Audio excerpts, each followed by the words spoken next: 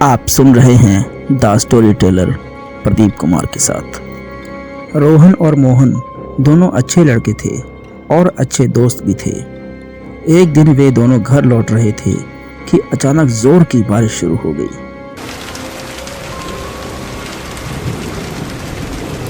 उन दोनों ने रास्ते के पास वाले मकान में बारिश के कम होने का इंतजार करने की सोची। वे दोनों उस मकान की ओर गए और दरवाजा खटखटाया। एक सुंदर सी लड़की ने दरवाजा खोला और उन दोनों को अंदर आकर रुकने को कहा।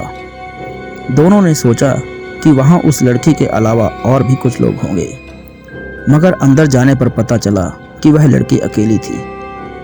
वो अकेली लड़की और ये दोनों, इसलिए दोनों हिचकिचाने लगे।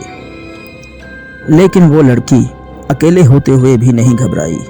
उसने उन दोनों को बैठने के लिए बोला और वह किचन में चाय लेने चली गई। मुझे लगता है कि अब हमें निकलना चाहिए मोहन। इस तरह अकेली लड़की के घर में रुकना सही नहीं होगा। उस लड़की के किचन में जाते ही रोहन ने मोहन से कहा, जो कि उस लड़की ने सुन भी लिया था। वह चाय बनाकर उन दोनों के पास आई और उनसे कहने लगी, बारिश कम होने तक आप दोनों यहीं रुक सकते हैं, मुझे कोई एतराज नहीं है। दोनों ने एक दूसरे की तरफ देखा और फिर वे चुप हो गए। फिर वह लड़की भी उनके साथ सोफे पर बैठ गई।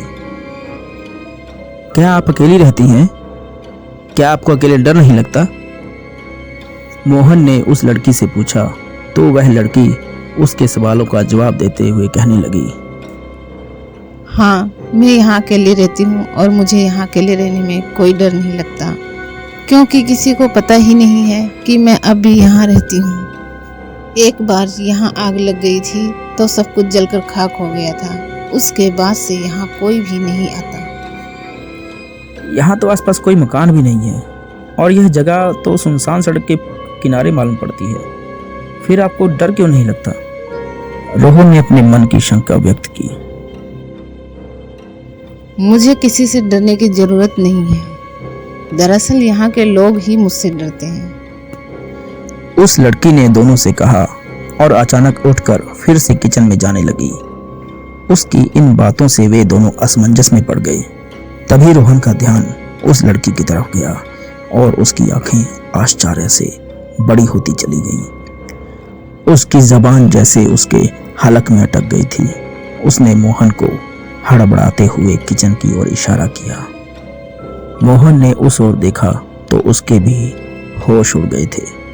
उसने देखा कि वो लड़की किचन में जाते वक्त दरवाजे से नहीं बल्कि दीवार से होकर गुजरी थी।